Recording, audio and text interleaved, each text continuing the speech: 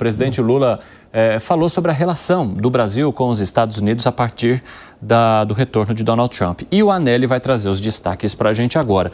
O que o presidente disse que espera dos Estados Unidos, hein, Anelli? Fala aí.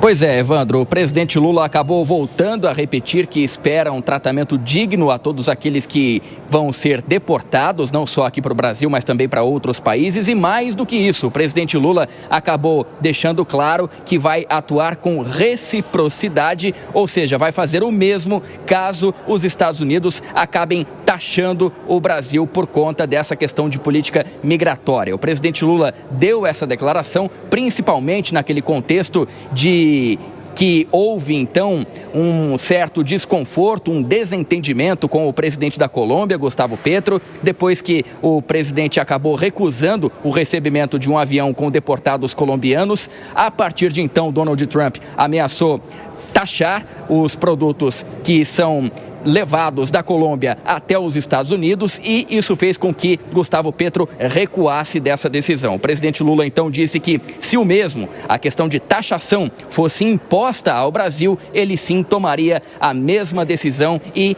faria a taxação do outro lado também dos produtos americanos. A gente separou um trecho agora do presidente Lula se manifestando a esse respeito. Se ele taxar os produtos brasileiros, haverá reciprocidade no Brasil em taxar os produtos brasileiros. Taxar os produtos que são exportados para os Estados Unidos é simples, não tem nenhuma dificuldade.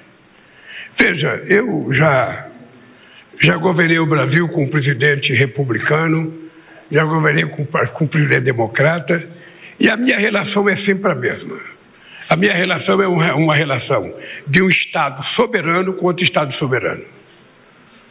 O Trump foi eleito para governar os Estados Unidos e eu mandei na carta para ele que eu espero que ele tenha uma boa governança para os Estados Unidos. Eu fui eleito para governar o Brasil. Eu quero respeitar os Estados Unidos e quero que o Trump respeite o Brasil.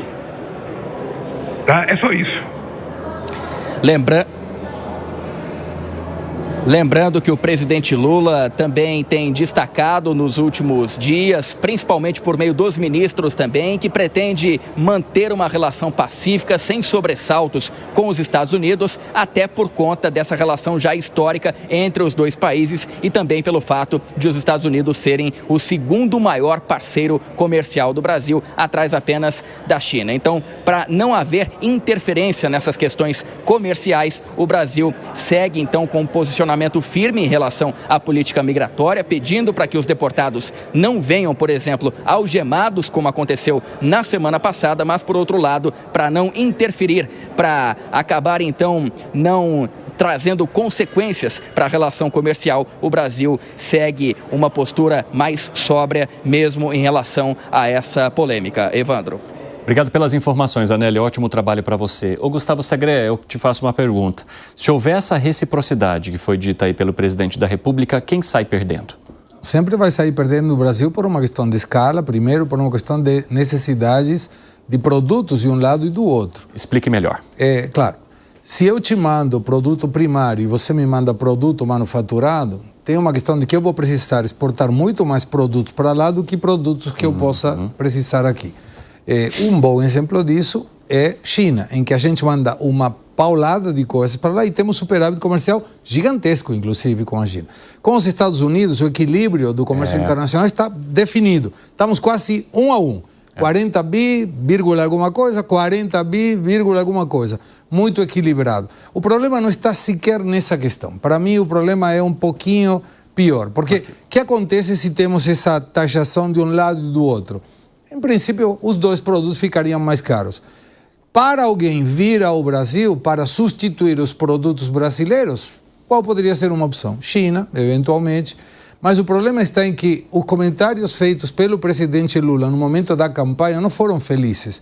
Porque não era eu prefiro que ganhe o candidato Biden ou depois Kamala Harris. Não. Se o Donald Trump ganha, volta o fascismo, é antidemocrático. Isso não pega bem. Por quê? E agora? Ganhou o fascismo? Como que você negocia com um fascista? segundo a visão do presidente Lula. Isso não vai contribuir. E aí pode vir uma escalada um pouco maior. Como eu te taxei e você me taxou, o que aconteceu com a bravata entre Trump e Petro. Eu coloco o imposto de 25%. Aí Petro falou, eu também coloco o imposto de 25%. Aí Trump falou, tá bom, daqui a uma semana eu coloco o imposto de 50%, tiro os vistos de todos vocês, dos seus familiares, e quando um colombiano entrar nos Estados Unidos, vai para a requisa específica. Aí Petro falou, não. A gente pode resolver. Retiro tudo que eu disse. Não considera, não, o R estava dormindo, não lembro bem do que falei.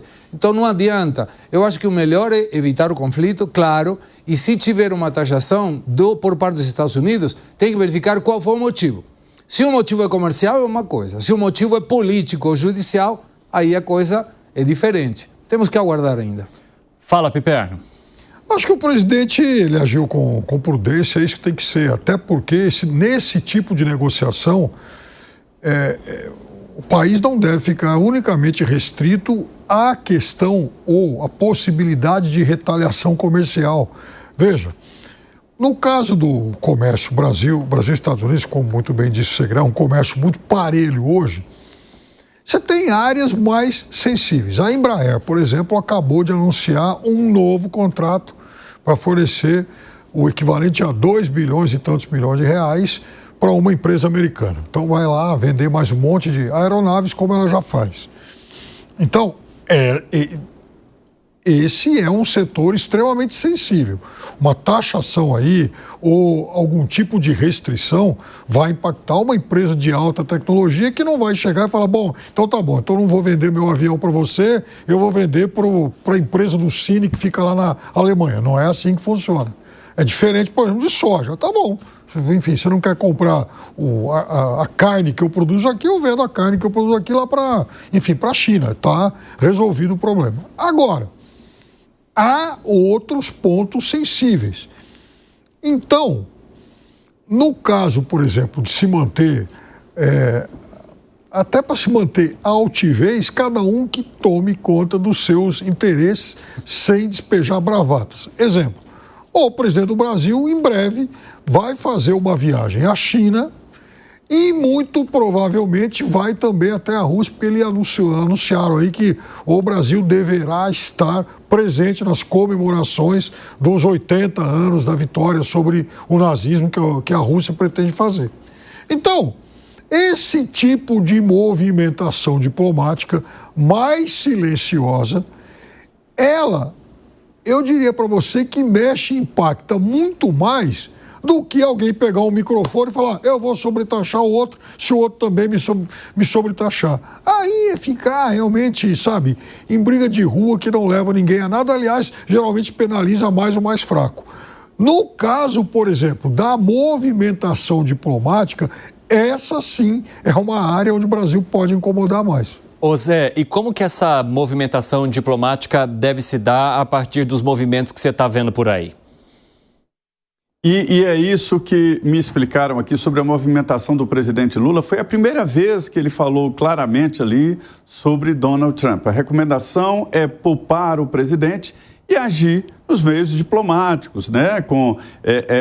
Sobre esta imagem, houve várias deportações, mas essas imagens chocaram o Brasil e colocaram a imagem do Brasil perante a comunidade internacional de uma forma, vamos dizer assim, prejudicada. Isso prejudicou a imagem do Brasil, né? Então, era preciso os meios governamentais reagirem mesmo diante da obviedade de que isto sempre aconteceu e não é a primeira vez que um avião de deportados chega exatamente ao Brasil. Primeiro isso aí, poupar o presidente Lula diante de um embate direto com Donald Trump.